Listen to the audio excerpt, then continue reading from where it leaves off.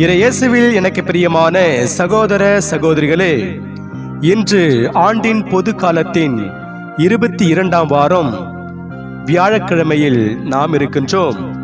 இந்த நாள் உங்களுக்கு இனிய நாளாக அமைய வாழ்த்துகிறேன், ஜெபிக்கின்றேன். இன்று இறைவார்த்தை சிந்தனைகளுக்கு நாம் கவனமுடன் செவி கொடுப்போம். முதல் வாசகம், திருத்தூதர் பவுல் கொரிந்தியருக்கு எழுதிய முதல் திருமுகத்திலிருந்து வாசகம். அதிகாரம் 3, இறை வார்த்தைகள் 18 23 முடிய. சகோதரர் சகோதரிகளே, எவரும் தம்மைத்தாமே ஏமாற்றிக் கொள்ள வேண்டாம். இவ்வுலகில் தங்களை ஞானிகள் என்று கருதி கொள்வோர் தாங்களே மடையராகட்டும். அப்போது அவர்கள் ஞானிகள் ஆவார்கள். இவ்வுலக ஞானம் கடவுள் முன் மடமையாய் உள்ளது. ஏனெனில் மறைநூலில் எழுதியுள்ளவாறு, ஞானிகளை கடவுள் அவர்களது சூழ்ச்சியில் சிக்க வைப்பார். மேலும் ஞானிகளின் எண்ணங்கள் வீணானவை என ஆண்டவர் அறிவார். எனவே மனிதரை குறித்து யாரும் பெருமை பாராட்டலாகாது. பவுல், அப்பல்லோ, கேபா ஆகிய அனைவரும் உங்களுக்குரியவர்களே. அவ்வாறே உலகம், வாழ்வு, சாவு, நிகழ்காலம், எதிர்காலம் இவை அனைத்தும் உங்களுக்குரியவைகளே. ஆனால் நீங்கள் கிறிஸ்துவுக்கு உரியவர்கள், கிறிஸ்து கடவுளுக்குரியவர். ஆண்டவரின் அருள்வாக்கு.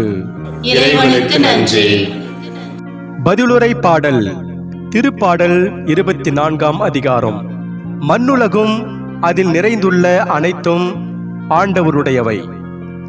மண்ணுலகும் அதில் நிறைந்துள்ள அனைத்தும் ஆண்டவருடையவை. நில உலகும் அதில் வாழ்வனவும் அவருக்கே சொந்தம். ஏனெனில் அவரே கடல்கள் மீது அதற்கு அடித்தளமிட்டார். ஆறுகள் மீது அதை நிலைநாட்டினவரும் அவரே. பல்லவி. மண்ணுலகும் அதில் நிறைந்துள்ள அனைத்தும் ஆண்டவருடையவை.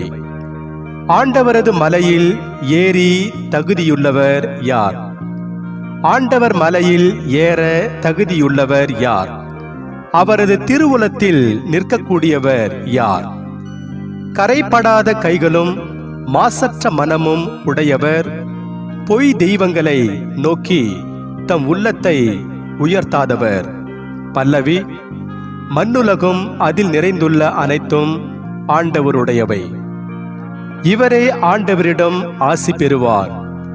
தம் மீட்பராம் கடவுளிடமிருந்து நேர்மையாளர் என தீர்ப்பு பெறுவார்.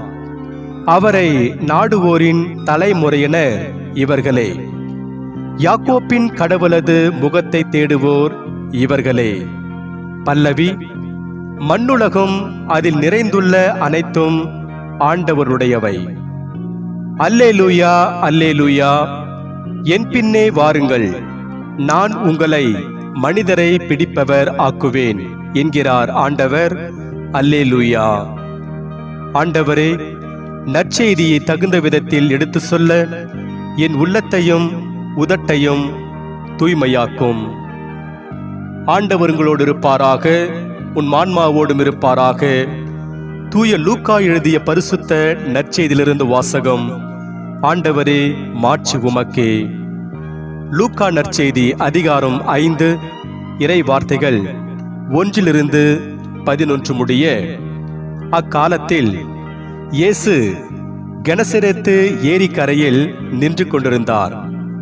திரளான மக்கள் இறை வார்த்தையை கேட்பதற்கு அவரை நெருக்கிக் கொண்டிருந்தனர். அப்போது ஏரிக்கரையில் 2 படகுகள் நிற்க கண்டார். மீனவர் படகை விட்டு இறங்கி வலைகளை அலசி கொண்டிருந்தார்கள். அப்படகுகளுள் ஒன்று சீமோனுடையது. அதில் இயேசு ஏறினார். அவர் கரையிலிருந்து அதை சற்றே தள்ளும்படி அவரிடம் கேட்டுக்கொண்டு படகில் அமர்ந்தவாறு மக்கள் கூட்டத்துக்கு கற்பித்தார். அவர் பேசி முடித்த பின்பு சீமோனை நோக்கி, ஆழத்திற்கு தள்ளி கொண்டு போய் மீன் பிடிக்க உங்கள் வலைகளை போடுங்கள் என்றார். சீமோன் மறுமொழியாக, ஐயா, இரவு முழுவதும் நாங்கள் பாடுபட்டு உழைத்தும் ஒன்றும் கிடைக்கவில்லை. ஆயினும் உமது சொற்படியே வலைகளை போடுகிறேன் என்றார். அப்படியே அவர்கள் செய்து பெருந்திரளான மீன்களை பிடித்தார்கள். வலைகள் கிழிய தொடங்கவே மற்ற படகில் இருந்த தங்கள் கூட்டாளிகளுக்கு சைகை காட்டி துணைக்கு வருமாறு அழைத்தார்கள். அவர்களும் வந்து இரு படகுகளையும் மீன்களால் நிரப்பினார்கள்.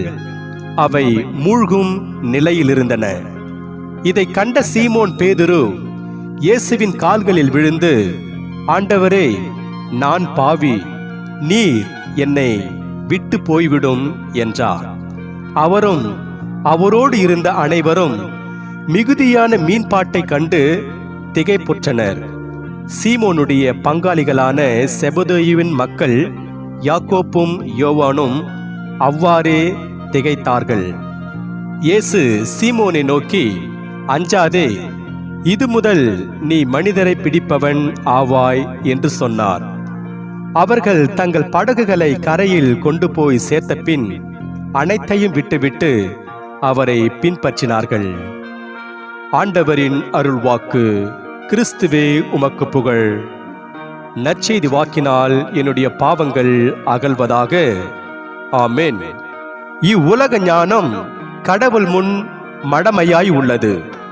இறையேசுவில் எனக்கு பிரியமான சகோதர சகோதரிகளே, ஒரு நாள் காலை வேளையில் ஒரு பெரிய ஆற்றங்கரையில் அமர்ந்து கொண்டு சிறுவன் ஒருவன் தனியாக மீன் பிடித்துக் கொண்டிருந்தான். சிறிது நேரம் கழித்து அவன் அருகில் ஒரு பெரியவர் வந்து அமர்ந்தார். அவரும் சிறுவனைப் போல ஆற்றில் உற்சாகமாக மீன் பிடிக்க தொடங்கினார். நேரம் கடந்து போனது. இருவரும் பலவற்றையும் குறித்து பேசிக்கொண்டார்கள். மாலை வேளையில் தொலைவில் ஒரு சிறு கப்பல் வருவதை பார்த்து சிறுவன் அதை நோக்கி கை அசைத்தான். அப்போது பெரியவர் அவனிடம், தொலைவில் வரும் கப்பலை நோக்கி கை அசைக்கிறாயே, அது இங்கு வரும் என்று நினைக்கிறாயா என்றார். அதற்கு சிறுவன், ஆம், அது இங்கு வரும் என்ற நம்பிக்கை எனக்கு இருக்கிறது என்று சொல்லிக்கொண்டு தொடர்ந்து மீன் பிடிக்க தொடங்கினான். அவன், எங்கோ இருக்கும் கப்பல் இங்கு வரும் என்று சொல்கிறாய், உண்மையில் நீ ஒரு சரியான முட்டாள் என்று பெரியவர் சிறுவனை பார்த்து ஏனோ தானமாக அவனை பேசத் தொடங்கினார். சிறுவன் எதுவும் பேசாமல் அமைதியாக இருந்தான். சிறிது நேரம் கழித்து தொலைவில் இருந்த கப்பல் அருகில் வந்தது. அதை பெரியவர் வியப்போடு பார்த்து கொண்டிருக்கும் போது கப்பலில் இருந்த ஒருவர் சிறுவனை உள்ளே ஏற்றினார். அவன் கப்பலில் ஏறிய பிறகு பெரியவரை பார்த்து, நான் ஒன்றும் முட்டாள் இல்லை, இந்த கப்பல் இங்கு வரும் என்று எனக்கு நன்றாக தெரியும். ஏனென்றால் இந்த கப்பலின் தளபதி என்னுடைய அப்பா என்றான்.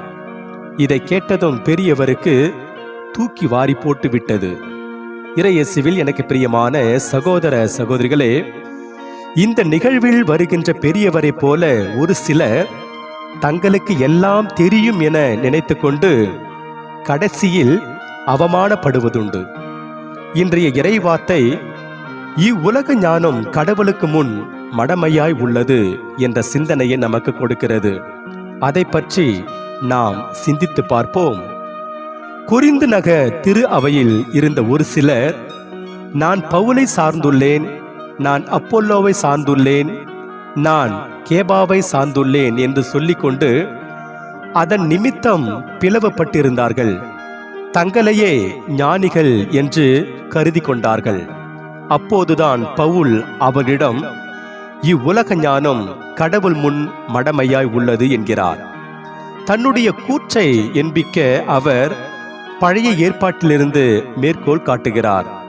யோபு புத்தகத்தில் 5ஆம் அதிகாரம் 13ஆம் வசனத்திலும், திருப்பாடல் 94ஆம் அதிகாரம் 11ஆம் வசனத்திலும் இவ்வுலக ஞானம் கடவுள் முன் மடமையாய் உள்ளது என்பதற்கு சான்றாய் இருப்பதுதான் இன்றைய நற்செய்தி வாசகம்.